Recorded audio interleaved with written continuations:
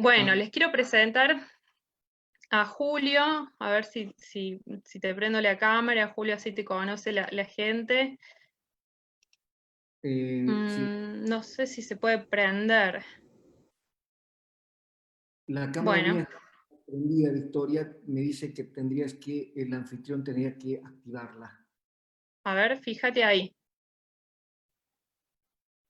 Bien, mientras tanto les voy contando que Julio es ingeniero agrónomo especializado en producción vitivinícola y frutos secos, con diferenciación en sistemas agroecológicos, orgánicos y buenas prácticas agrícolas. Él es profesor de la Universidad Nacional de Chilecito, así que es un privilegio que nos acompañes el día de hoy. Y también nos va a acompañar Pablo Cortés. Pablo, si querés pasar la siguiente filmina.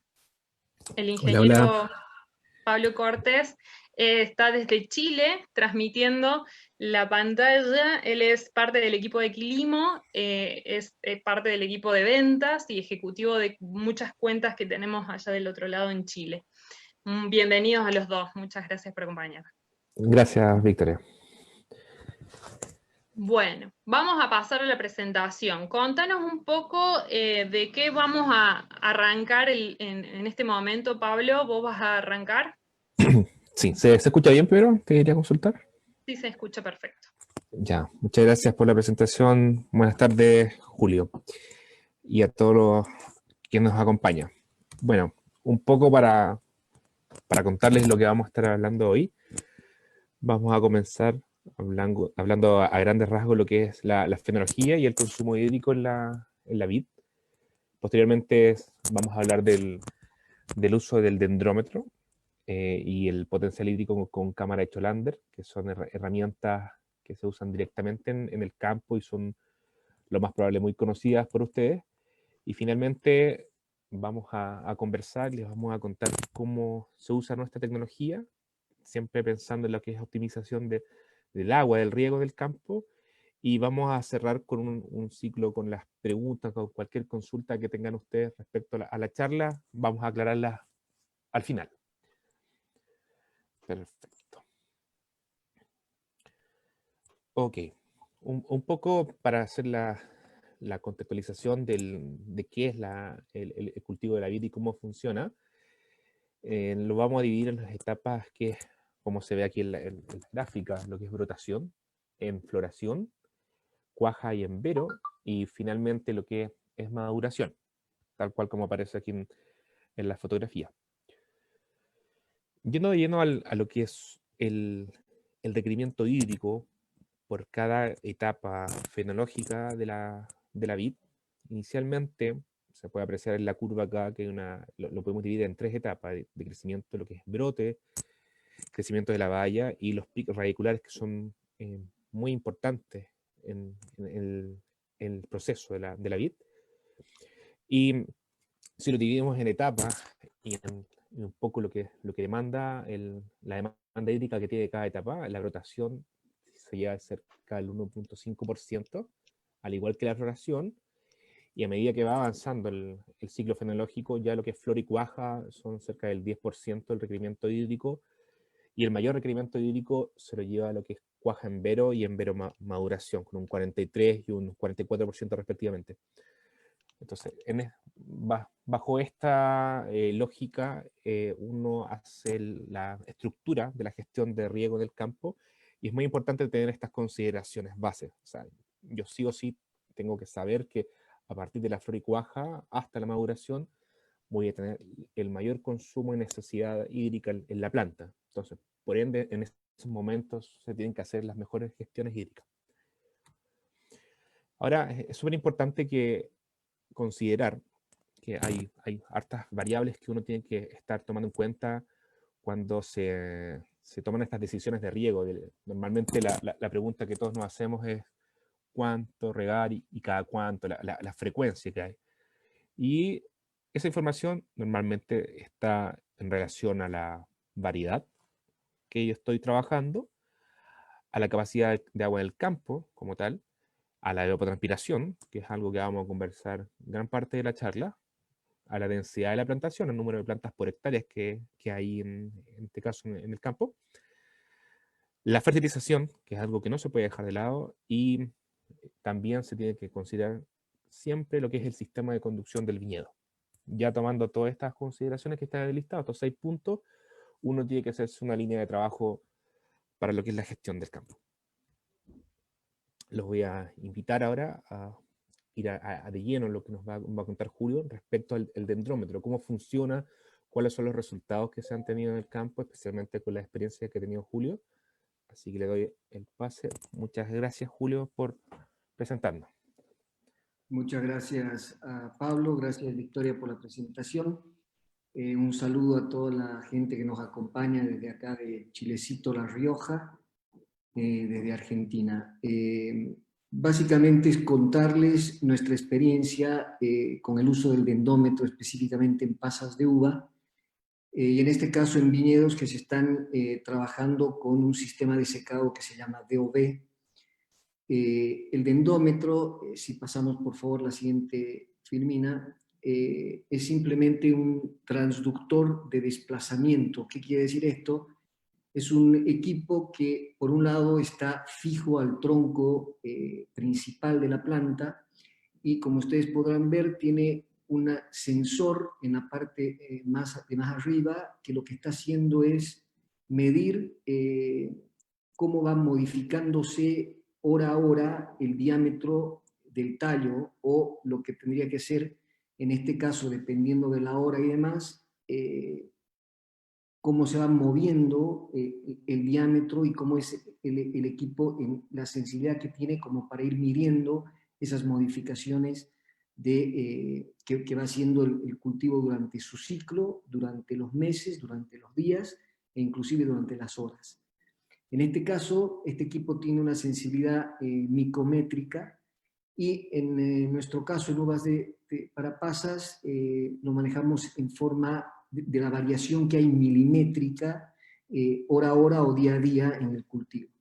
Si pasamos a la siguiente filmina, vamos a ver que el dendrómetro solo realmente no nos daría mucha información más que el movimiento del tallo por hora, y con otras variables que también son muy importantes se puede llegar a conclusiones muy interesantes y una gestión de riego que creo que es muy óptima y con bastante éxito. En este caso, cuando uno considera la humedad del suelo, que la podemos tomar a través de la conductividad eléctrica, que eso lo hace con sensores de humedad, el dendrómetro desde ya y los datos meteorológicos del área donde está la finca o cercana, en este caso temperatura, humedad, radiación del viento, nos va a permitir, en el caso que les voy a comentar hoy, 3 cosas y objetivos que se han logrado. Uno es maximizar los rendimientos. Esto significa que cuidamos que en ninguna de las etapas el viñedo sufra un estrés o una reducción importante de agua. Por lo tanto, maximizamos el rendimiento. Después, mejorar el secado del DOB. Todas estas plantaciones sobre las que estamos trabajando con el dendrómetro, se seca la fruta arriba del parral, es decir, se mutila o se poda en verano para poder secar la fruta arriba de los viñedos. Por lo tanto, el manejo del agua es interesante e importante para poder lograr ciertas características en el secado de la pasa. Y finalmente, poder obtener una determinación de nuestro KC o K de cultivo que sea específico para ese lugar. Si pasamos a la siguiente filmina, les voy a mostrar un campo de variedad fiesta, tipo Thompson, de 5 años de edad, bajo sistema de DOB. Ustedes ven ahí la fotografía, cómo las uvas se han secado a 1,80 m de altura desde el suelo. En este caso es una finca de 24 hectáreas, hay como 3 o 4 dendrómetros puestos. Los suelos son francos, lo cual ayuda al manejo del agua. La producción promedio es de 6.500 kilos de pasa por hectárea, no es un rendimiento, digamos, aceptable para la zona. Todo esto se hace con cosecha mecánica. La mutilación de este caso se hizo el 6 de enero del 2020 y se cosecharon las pasas el día 22 de febrero, por lo tanto hubo 47 días de secado hasta la recolección de la fruta. Si pasamos la otra filmina, por favor.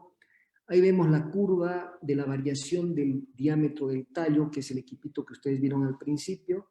Fíjense que ahí hay las fechas, están abajo.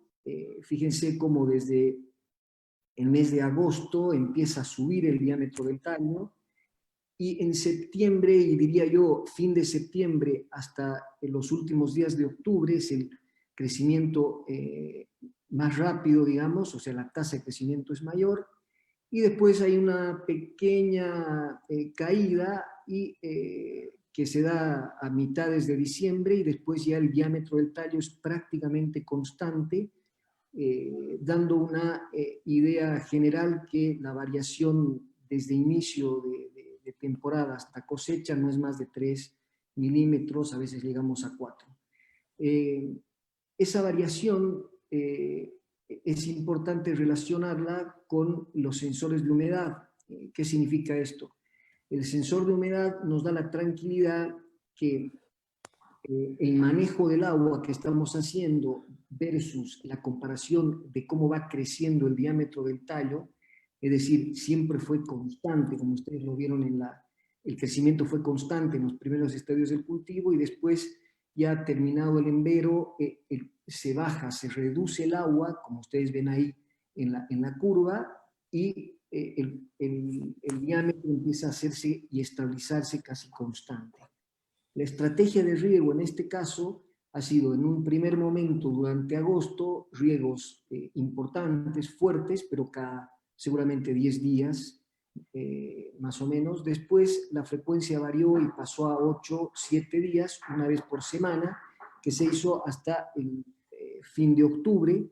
Después en noviembre, diciembre y primeros días de enero ya se hacían riegos cada 3 días, y ustedes pueden ver cómo va variando la humedad con mayor frecuencia. Cuando hace el pico es porque el porcentaje de humedad, de saturación del suelo, dado un riego, y cuando baja, por supuesto que el suelo se va secando. Nosotros hemos mantenido, si ustedes ven bien, hasta el momento que se mutiló la planta, en aproximadamente 22 a 23% de humedad para este caso, lo cual nos ha garantizado que en ningún momento ha dejado de crecer el tallo. Al momento que hemos hecho el corte en poda o la poda o la mutilación para empezar a secar las pasas, que en este caso ha sido los primeros días de diciembre, el riego se bajó en frecuencia, y después de aproximadamente 20 días se hizo una disminución muy importante de los riegos, bajando nuestra saturación de humedad entre un 10 y un 15%, con riegos otra vez de 10, 12 días durante el secado de la pasa en el viñedo. Esta estrategia de riego nos permite bajar la humedad considerablemente durante el secado de la pasa, para poder permitir que el suelo que está evaporando no rehidrate de vuelta la fruta que está secando en el parral. Por otro lado, nos permite hacer esto, la canopia que ha quedado secándose con hoja, fruta, arriba del parral, que hace una especie de techo de invernadero, que baja la evapotranspiración. Por lo tanto, permite esta bajada de manejo de agua a un porcentaje casi la mitad de lo que tenemos de agua disponible para el cultivo. Sigamos, por favor, con la próxima. Para hacer un ensayo específico y poder mejorar el porcentaje de humedad o la tasa de secado de la fruta, en un cuartel en esta finca de 5 hectáreas, tomamos la decisión de hacer ese corte de agua o esa disminución de agua de casi de la mitad del agua, del contenido de agua en el suelo, casi un mes antes. Y vimos algunas cosas interesantes. No se encontraron diferencias en el diámetro del tronco, es decir, el diámetro continuó estable, no hubo un decremento, por lo cual no nos asustamos en continuar con la restricción de agua. Y las uvas que se cosecharon, si bien se cosecharon en la misma época porque es mecánico, vimos que la variación era de 1,5 puntos porcentual en la pasa. Esto es bastante interesante porque nos permitiría o cosechar anticipadamente la fruta, o cuando cosechemos junto con el resto, tener menor humedad en la pasa, que es interesante para nuestra zona esta ventaja, ¿no? Si seguimos una más, por favor. Disculpa, se escucha un poco bajito, así que si pudieras aumentar el volumen, así hay más de 100 personas viéndonos, estaría bueno que nos escuchen bien. Perdón, a ver si ahí mejor, ahí me acerqué un poco al computador. En el caso del ejemplo que estábamos viendo, ahí estamos comparando la línea azul, que es el riego o la humedad de nuestro suelo. Como comentaba, en agosto eran riegos de cada 15 días aproximadamente. Después, durante la primavera, eran riegos semanales. Y después, durante noviembre, fin de noviembre, todo diciembre y los primeros días de enero, riegos de cada 3 días, donde se hace un corte importante. Fíjense, hace una bajada casi a la mitad del contenido de humedad de suelo desde los primeros días de febrero, que la pasa está en activo secado. Fíjense la línea amarilla, como no denota ningún cambio en el dendrómetro, garantizando que no hay un efecto negativo al bajar la humedad del suelo. Por lo tanto, en febrero y marzo, que se estuvo con el suelo con menos contenido de humedad, hemos garantizado que la fotosíntesis continúe normalmente y los fotosintatos de la parte foliar vayan a tronco en calidad de reservas para no tener inconvenientes en el ciclo siguiente durante la brotación. Básicamente esta estrategia fue bastante buena y nos dio esos resultados, bajando 1,5 puntos el porcentaje de humedad en las pasas. Si seguimos, por favor, la próxima. Esto es algo que compara los KC bueno, en este caso Sellers y tal, en el 2001. Fíjense ahí, está comparando Thomson y Red Globe, Flame Superior. Estos son los KC que la bibliografía recomienda. Y fíjense los que hemos obtenido nosotros en esa finca y las diferencias que hemos tenido. Nosotros durante brotación, inicio de brotación, mantenemos casi el doble de lo que recomienda la bibliografía. Durante el inicio de brote y prácticamente inicio de floración, hemos estado un poco más arriba del doble. Y cuando empieza la valla, después de haber cuajado, nosotros también ya nos acercamos a lo que es una Thomson, de lo que dice la bibliografía, y en valla 10 milímetros estamos prácticamente con 1 punto arriba nada más, lo mismo que el cierre y inicio de pinta. Fíjense que si nos ponemos a los pases de la bibliografía en el fin de cosecha, donde tenemos básicamente lo mismo, que es donde nosotros hacemos la disminución de la mitad del contenido de humedad en el suelo para mejorar el secado de la fruta, sin hacer daño al resto de las plantas que está secando, que está trabajando para guardar reservas. Este caso es muy interesante simplemente con el uso del dendómetro, de una estación meteorológica cercana que nos brinde la información de evapotranspiración. Evidentemente, la demanda que hay por evapotranspiración y conociendo lo que nosotros hemos regado durante todo un ciclo, podemos hacer nuestro propio KC y después en los sucesivos años uno realmente va ajustando el KC para la finca y después es mucho más simple porque realmente la instrumentación pasa a ser una historia cuando uno tiene ya varios años de confirmación del KC de cultivo, que es realmente, bajo mi punto de vista, lo que el productor debe lograr en su campo, conocer cuánto y cómo regar. Pasemos por favor a la otra filmina. Como conclusiones, comentarles que para nosotros la medición del diámetro del tronco junto con la humedad del suelo son suficientes elementos como para tomar una decisión adecuada de cuándo regar un viñedo, lo que asegura no solamente eso, sino que las restricciones máximas de los rendimientos y garantizar el uso también adecuado del agua, ¿no? Este método también permite asegurar la dotación suficiente de agua en el cultivo durante ese punto crítico que es el deshidratado de la fruta en el viñedo, y permite realmente porcentajes de humedad en la fruta que, bueno, son lógicos, ¿no? Consideramos que el uso de esta herramienta es básica para tomar un KC del lugar, y creemos que esto es muy importante para el uso del agua.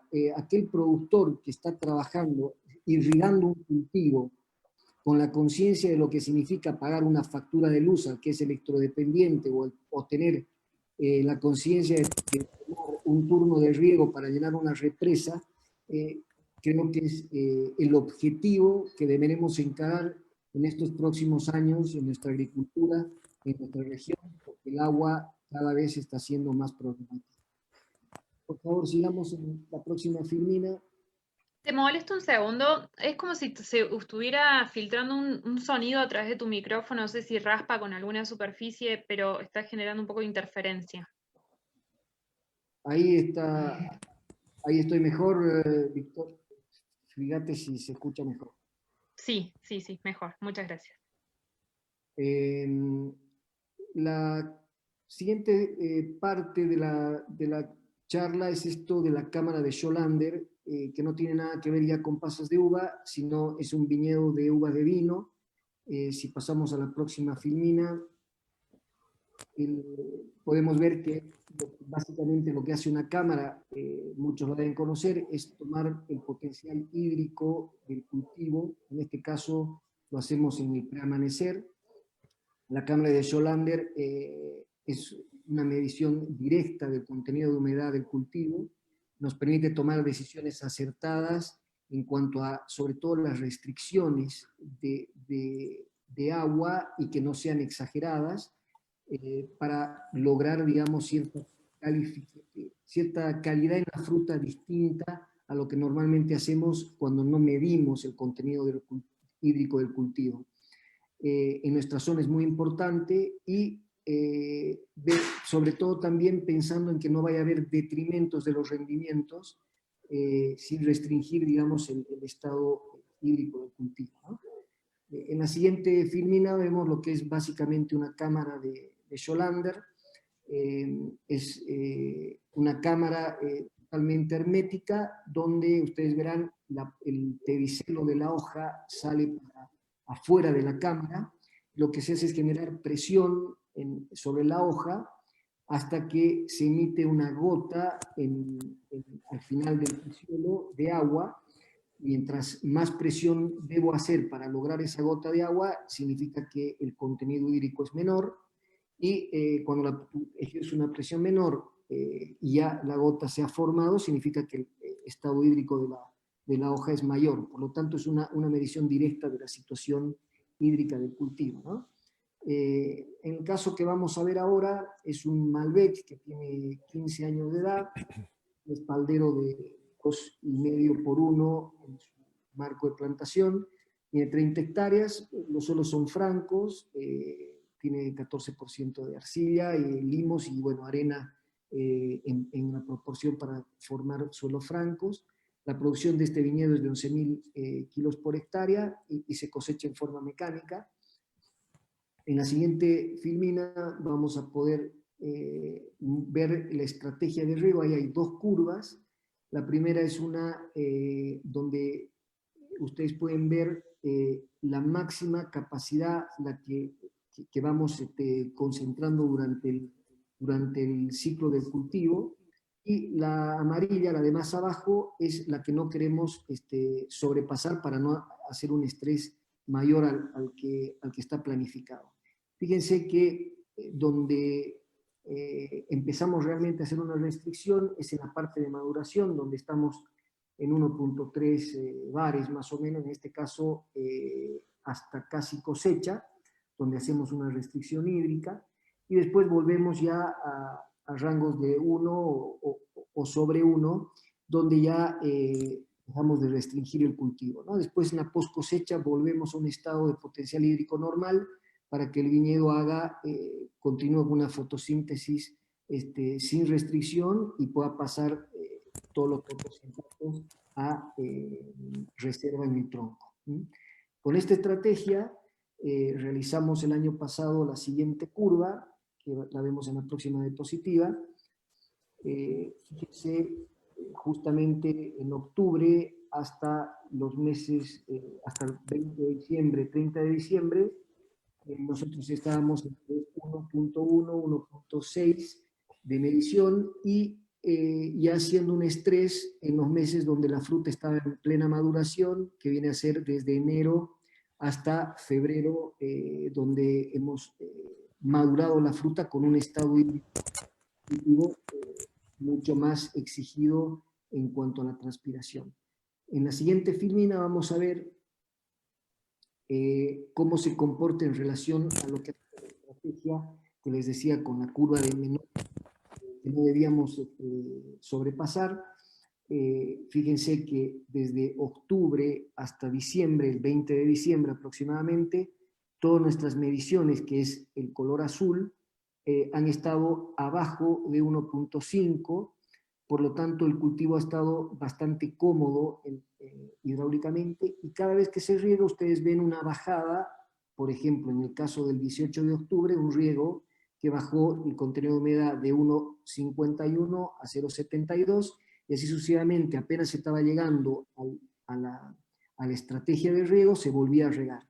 Sin embargo, en el estado ya de maduración de la fruta, donde lo que pretendemos es que no siga emitiendo brote, sino que todas las hojas se concentren en producir fotosintactos para la fruta, hemos ido para el otro extremo, estresando o digamos, restringiendo el cultivo, y recién haciendo los riegos, en el primer caso cuando llegaba a 1.71 y haciéndolo bajar hasta 1.30, inmediatamente nuevamente deshidratando el cultivo hasta 1.48 y no pasándonos a más de 1.30 para no generar daño, digamos, ¿no? Con esta estrategia de riego, ¿qué hemos logrado? Primero, una coherencia en cuanto a el momento de regar y una coherencia en cuanto al momento de maduración, disminuyendo los riegos, disminuyendo el contenido de humedad del suelo en los meses de diciembre y enero, no solamente usando bien el agua, sino haciendo algo interesante sobre la fruta para que el cultivo reaccione acumulando azúcares y todo lo que necesita la fruta en ese periodo de maduración. En la próxima filmina les cuento un poco las conclusiones. Vemos que el uso de la cámara Scholander permite medir en forma directa el uso del cultivo, el estado hídrico del cultivo, y permite evidentemente gerenciar las restricciones hídricas en el momento de maduración justas para lograr una maduración y una calidad de fruta determinada. Mientras menos restricción tengo en el momento de la maduración, mi posibilidad de hacer más kilos es mayor. Mientras más restricción tengo en esa etapa de maduración, los kilos van disminuyendo y hay que encontrar un equilibrio entre la calidad y la cantidad de fruta que queremos lograr en ese vino que después será diseñado por un enólogo. En definitiva, este método también asegura el uso razonable del agua, evitando riegos innecesarios, siempre pensando que esa curva naranja que les mostraba, que es la estrategia de riego, viene con una base de datos de varios años de medición de las cámaras, donde nosotros vamos ajustando la humedad del suelo, la estación meteorológica, la evapotranspiración, el balance hídrico, como para tomar una estrategia, una línea de la cual yo en un momento no me quiero pasar de restricción y en otro momento entro a restringir. Esa línea de estrategia es básicamente un trabajo de varios años de lograr un KC de cultivo para ese lugar, para esa finca, y realmente tener la seguridad después con la cámara, ir ajustando en forma fina las restricciones hídricas que venir haciendo. Espero haber sido claro y estamos abiertos a cualquier consulta. Adelante, Pablo. De hecho, antes de avanzar, me gustaría hacerte una pregunta que nos hace Alejandro Páez, que dice ¿en qué unidades mide el potencial hídrico?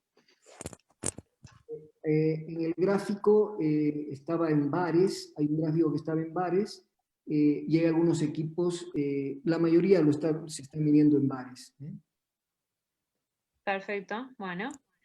Vamos a hacer una sección de preguntas hacia el final, así que vayan anotando todas las dudas que tengan. Ahora vamos a continuar con la charla. ¿Cómo regar? Ya hicimos un repaso con el dendrómetro, otro repaso con la bomba de Jolander. Vamos a usar una tercera forma de cómo decidir cuándo regar, que es a través de la tecnología y de Big Data, que utiliza otras variables, ¿o no, Pablo? Contanos un poquito. Hola, hola, Vic. ¿Se escucha? Sí, perfecto. Ya, muchas gracias. Muchas gracias, Julio, por la presentación. Fue muy clara. Bueno, como bien decía Victoria, nosotros con Quilimo desarrollamos una tecnología con el trabajo directamente del Big Data, y lo que se hace es una integración de información de cientos de datos a partir del satélite, estaciones meteorológicas y datos que se sacan directamente del suelo. Entonces, un poco para contextualizar lo que estaba recién diciéndoles, tal como aparecen acá en las imágenes, principalmente la información que se saca del satélite son fotografías del tipo NDVI que miden índices de verdor por cuartel del campo. Toda la información que vamos a entregar en Quilimo es específica por cada cuartel del campo. Acá no existe el dato macro para todo el campo. Cada realidad, como recién se estaba viendo, cada cuartel de riego del campo, la finca, como le quieran llamar, tiene una realidad distinta, dependiendo del tamaño de los árboles, el estado de las plantas, etc. Entonces, por lo mismo, la unidad de trabajo para nosotros es el cuartel de riego. A partir entonces del satélite, como le estaba diciendo, se fotografían los cuarteles de riego y se identifican las imágenes NDVI. Además, mediante las estaciones meteorológicas que estén abiertas cercanas al campo, se integra la información directamente extraída de la estación a medida de distintas variables. Principalmente lo que vamos a identificar es la evapotranspiración potencial. Y ya en lo que es datos del huerto, se saca información directamente de lo que es perfiles físicos del suelo. De esta forma, con estos tres ejes de trabajo, se integra todo y se genera una plataforma que está de manera online, que se despliega de una forma muy práctica y rápida en cualquier parte, en este caso del planeta.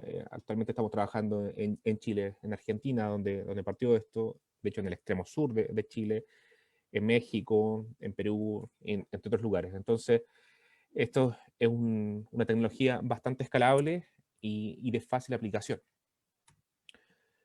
¿Qué es lo que hace Quilimo inicialmente?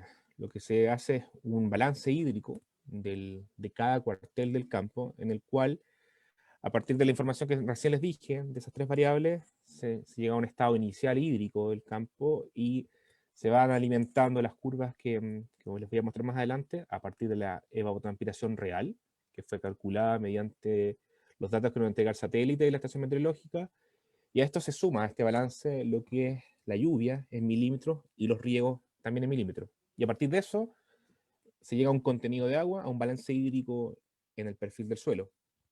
Esto durante toda la temporada, desde el día 0 hasta lo que esté durando el servicio, ya sea 6 meses, un año, dependiendo de cada caso.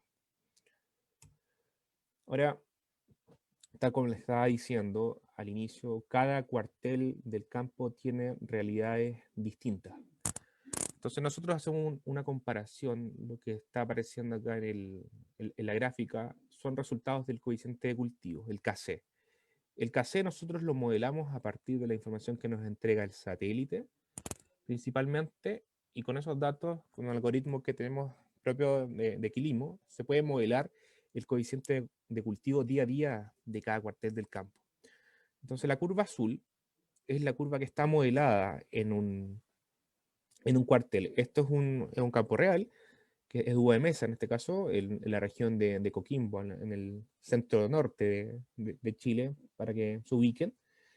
Y si se dan cuenta, al inicio, por ahí por diciembre, más o menos a mediados de diciembre, la curva azul, que es la curva que nos entrega el Quilimo, está cercano 1, al factor 1 del coeficiente de cultivo, siendo que la curva de la FAO, que es una tabla que sirve de muchas referencias para decisiones de riego en los campos, está identificando un 0.85. Entonces, hay una gran diferencia entre un 0.85, una lámina a reponer, frente a un 1.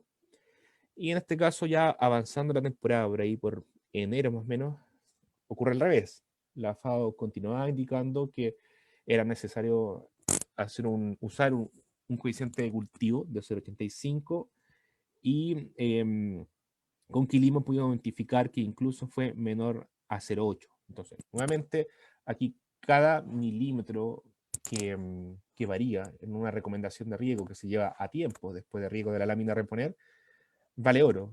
Principalmente por lo que ocurre en Chile, que es lo que veo más cercano. Estamos con un déficit hídrico hace años. Bueno, recién ayer y estas últimas semanas llovió bastante, y hace tiempo que no llovía. Pero a pesar de eso, igual continuamos con una sequía tremenda. Entonces, la gestión hídrica es fundamental. Acá cada gota cuenta, como dice el lema de Quilima. Entonces, por lo mismo, la gestión tiene que ser súper precisa. A eso nos dedicamos como Quilimo, a precisar la información y a entregar un dato duro, principalmente de la lámina a reponer en tiempos o en milímetros. Eso es nuestra labor. Bueno, y finalizando acá la curva, nuevamente ocurre lo mismo. A partir de marzo más o menos, la FAO nos estaba indicando un 0.45 de coeficiente de cultivo, y en Quilimo se identificó más o menos un 0.45 similar acá, pero ya posteriormente estaba bajando a un 0.4. Entonces, ¿cuál es la gran ventaja de la información que levantamos nosotros? Es entregar coeficientes de cultivo, recomendaciones de riego semana a semana. Entonces, es un dato bastante preciso y adecuado a cada realidad de cada cuartel del campo. Volviendo a lo mismo, esto es otro ejemplo también de uva de mesa en la región de O'Higgins, en la ciudad de Rancagua, en donde la línea roja que se ve en la gráfica es el casé de tabla que nos entregaba la FAO, y una gran diferencia entre los meses de julio hasta más o menos noviembre. La FAO estaba indicando un casé de tabla cercano al 0.3, 0.4 más o menos, como se ve aquí en el gráfico. Y lo que identificó Quilimo en este cuartel del campo fue que incluso llegó a 0.25 el casé. Nuevamente lo mismo. Acá hay grandes diferencias en lo que se identifica en el campo con la realidad. Incluso también se vio en la presentación de Julio. O sea, acá cada cuartel del campo tiene su coeficiente de cultivo. Es complejo estandarizar la información a partir de una tabla. Entonces, por lo mismo, muchas veces se cometen errores en términos de tiempos de riego, y eso puede desencadenar con problemas de enfermedades en las plantas, etcétera, etcétera. Hay otros factores que ocurren ahí y problemas asociados. Y si nos vamos al otro extremo de la curva, ya a partir de noviembre, enero más o menos hasta febrero, el coeficiente de cultivo que nos decía la FAO está cercano al 0.8 más o menos, 0.75, por sobre 0.75, y con la curva de Quilimo se pudo identificar que el casé incluso llegó a 1 en algunos momentos de la temporada y después empezó a caer. Entonces, en este caso, lo que está diciendo en términos concretos la curva de Quilimo es que había que reponer más de lo que nos está diciendo la FAO. En otros casos es al revés, se identifica que es menos. Entonces, por eso es importante el follaje, el tamaño de las plantas, la sanidad, etc. Hay altos factores que al momento de identificar una imagen en NDVI, después se traducen a un KC, y eso es lo que uno puede ver en la gráfica. Nuevamente lo mismo, ya nos trasladamos un poquito más al norte, a la región de Valparaíso, un poquito más al norte, tirado para la costa, lo que es de Santiago, el Valle de Casablanca, para que se ubiquen.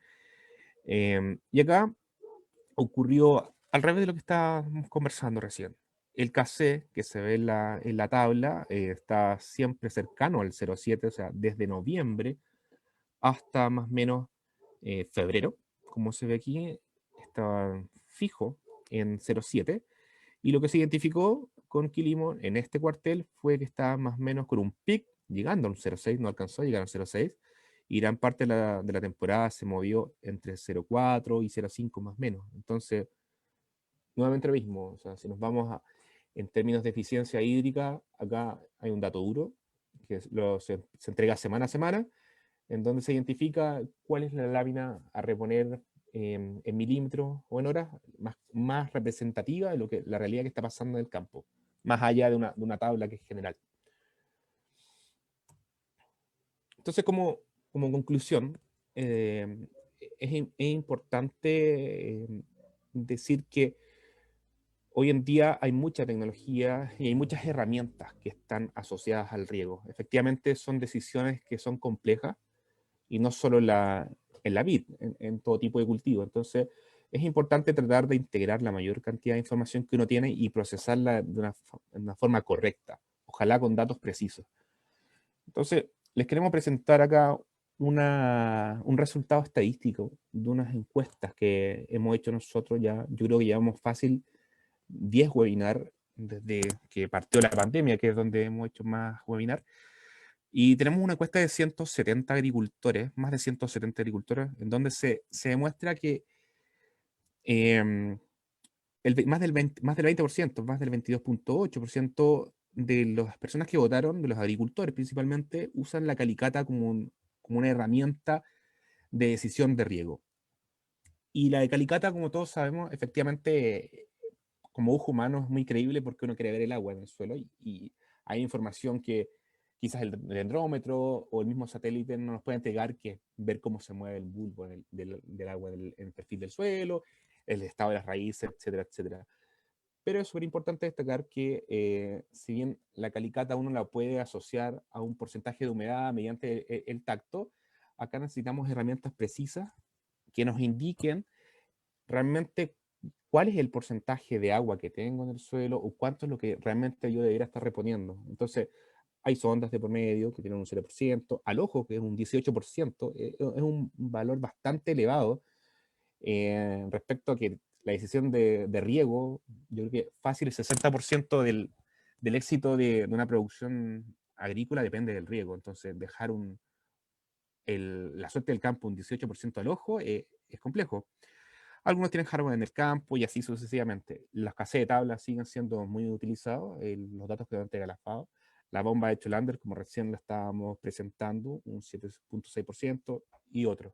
Entonces, por lo mismo, un poco para ir cerrando lo que estábamos conversando, lo más óptimo para el campo es tratar de optimizar la información que uno tiene e integrarlo de la mejor forma. Así se llega a resultados más certeros y medibles.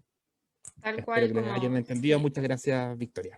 No, muchas gracias a vos, Pablo. La verdad que es muy impresionante este gráfico. Lo que decís es que es increíble que mucha gente deje librado al ojo la suerte de la productividad o del ahorro de agua, que son dos variables que juegan mucho y más en este último tiempo. Por lo menos en Chile están transitando una sequía importante, por lo cual, bueno, recién en las últimas semanas llovió un poquito, pero antes estamos teniendo crisis hídrica. Entonces, es importantísimo saber cómo racionalizar el agua que uno tiene o cuando dispone de ella, saber qué hacer, ¿no? A qué cultivos enfocar, a qué sectores enfocar el agua. Así que yo quisiera ampliar esta encuesta a la gente que está del otro lado para saber, ya que se suman nuevos países como México y Perú y que nunca le habíamos preguntado a ellos cómo deciden cuándo y cuánto regar, para saber qué tan tecnológico están. También me gustaría que respondan la encuesta que acabo de lanzar, porque en esa nota que estabas mostrando, Pablo, que los invitamos a leer también, hacemos como una breve conclusión de lo que Quilimo, la posición de Quilimo tiene respecto de todas las tecnologías que están vigentes hoy, disponibles para acceder, y ya sean sondas, la bomba de Jolander, distintas herramientas que cuesten más, cuesten menos, tienen sus distintas técnicas de uso y también van a ser seleccionadas en la medida de que cada uno tiene un objetivo específico. La bomba quizás está más enfocada para el caso de la vid vinífera a buscar la calidad, siempre va a depender el objetivo del productor, pero sin dudas existen herramientas tecnológicas, están, y está bueno que las mostremos para que del otro lado se hagan de este conocimiento de estas herramientas y por lo menos lo tengan en el mapa, para que cada vez seamos países más desarrollados y generemos más y mejor basados en tecnología. Les cuento que la encuesta de cómo deciden cuándo regar, casualmente, y no casualmente en realidad, es a ojo la que gana. Y en segundo lugar, Calicata, tal como mostrábamos en los resultados que estabas diciendo vos, Pablo. Y mucha gente también tiene bomba de Yolander. Ahí les voy a mostrar el resultado. Así lo ven ustedes también, lo que yo estoy viendo. Díganme que lo pueden ver. Sí se ve. 26%. 26%. Increíble. Bueno, quisiera hacer algunas preguntas antes de cerrar, así la gente se va contenta de que le respondieron alguna de sus dudas. Habían preguntado, Jesús, sobre la información satelital que tenemos, de cuál es la plataforma que usamos. Jesús, bueno, ahí te va a responder Pablo, pero te voy adelantando que la semana que viene vamos a tener una charla sobre el uso de satélites para la información del agro, y específicamente va a estar presentando nuestro director de tecnología, que es el que se encarga de traducir la info satelital para que sea utilizable desde Quilimo, así que te va a ser muy útil esa charla, no te la pierdas. Pablo, ¿le querés responder? ¿Me podría un poquito repetir la pregunta? O sea, la pregunta era, ¿cómo funciona la plataforma? ¿Esa es la pregunta? No, ¿qué plataforma satelital usamos? En realidad, la información satelital de qué satélites la tomamos, qué resoluciones tienen. Ah, perfecto. Ya, gracias por la pregunta. Mira, efectivamente, la plataforma que nosotros trabajamos es la plataforma de Quilimo. Ahora se hace una integración de información a partir de los datos que nos entrega el satélite Landsat, el MODIS y Sentinel principalmente, y ya hemos agregado a un servicio como Premium, por decirlo de una forma, lo que es Planet, la red de 150 nanosatélites que tiene Planet. Entonces, de una resolución de 10 por 10 metros, más o menos, que nos podían entregar los tres principales satélites que les dije, sumando a Planet, se mejora a mucho mejor la resolución de la imagen, de la fotografía del píxel a 3 por 3 metros. Entonces, es 3 veces mejor de lo que actualmente se trabaja en el mercado. Es un avance gigantesco que hemos hecho como compañía, en el cual se entrega una información mucho más precisa para los agricultores. Y de esa forma se entregan los datos normalmente día a día a todos los agricultores en su cuenta particular. Perfecto. Después veamos alguna de las preguntas. Dice Eduardo, consulta, ¿vuelos fotogramétricos realizados con dron sirve para el control de varios elementos? ¿Es una pregunta para mí? Me imagino que sí, pero no está claro qué serían. Bueno, el uso de dron, nosotros no tenemos experiencia, en realidad no lo utilizamos por una cuestión de que no es escalable a nivel macro el servicio en varios países, digamos. Pero O sea, no sé si no sabría responderte yo, te sí, lo vamos le quiero responder un poco. Efectivamente, como tú dices, Victoria, nosotros no trabajamos con dron, trabajamos con fotografías directamente del satélite, tampoco hacemos integración con drones.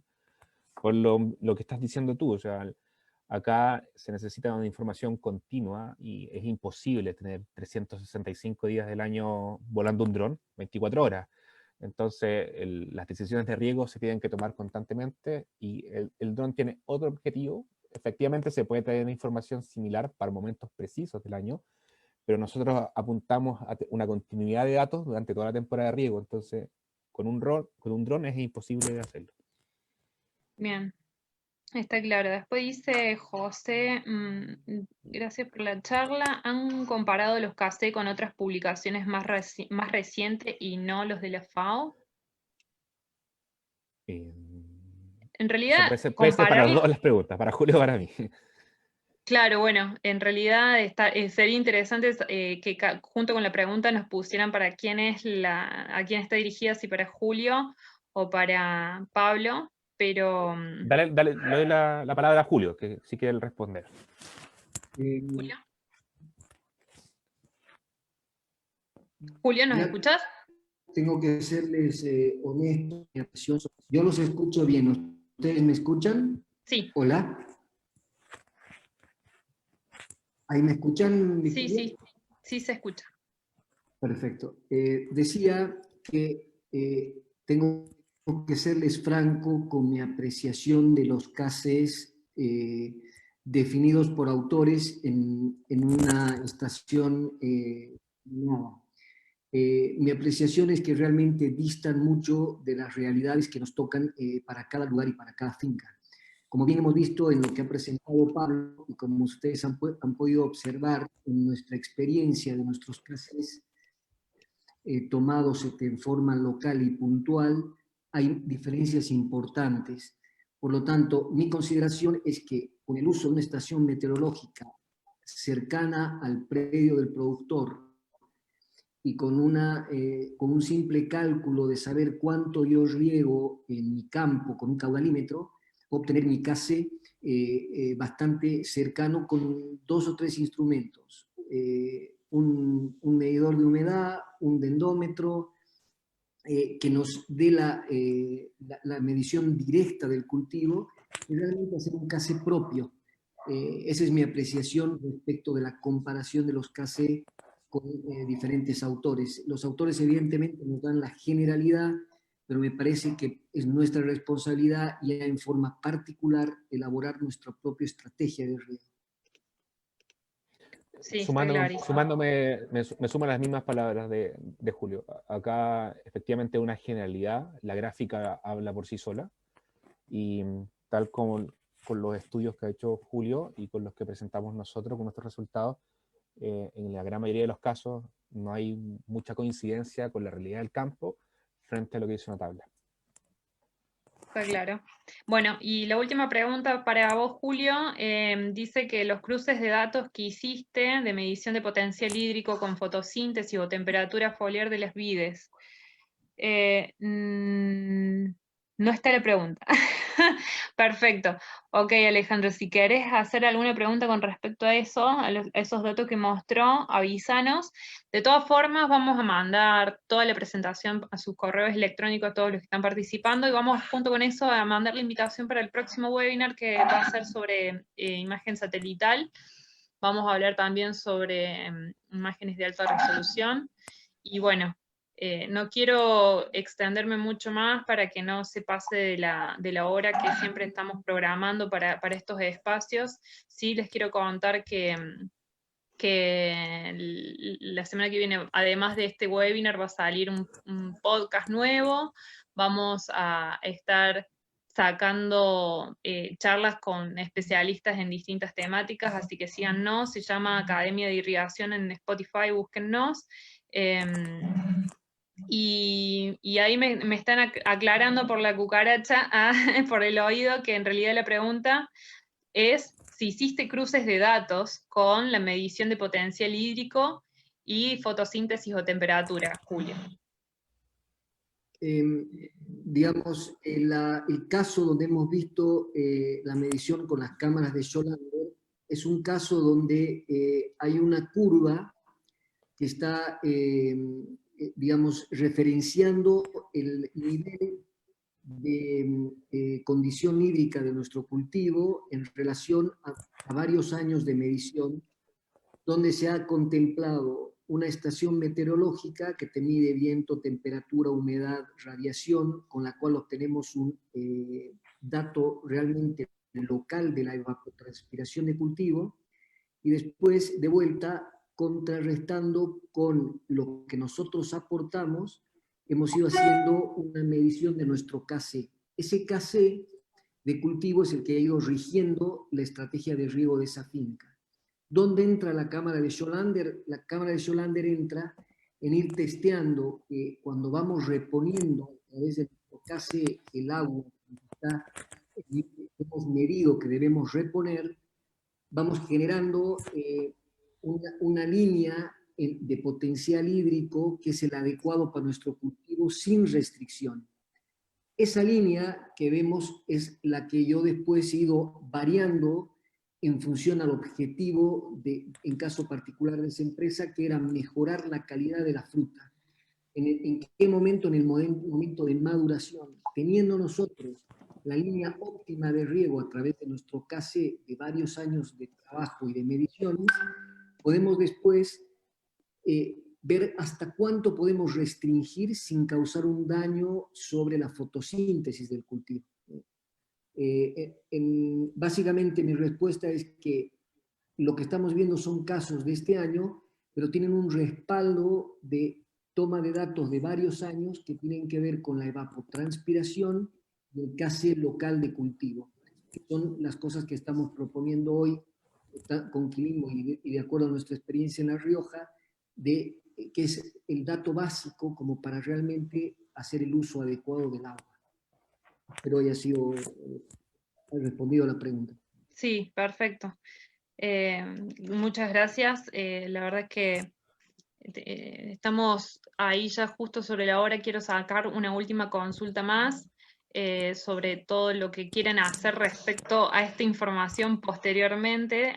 Después de este webinar, nosotros les abrimos las puertas a que puedan recibir toda la info que necesitan, así que pueden o bien recibir una consulta con Julio, recibir consultas con Quilimo, para ver de seguir informándose.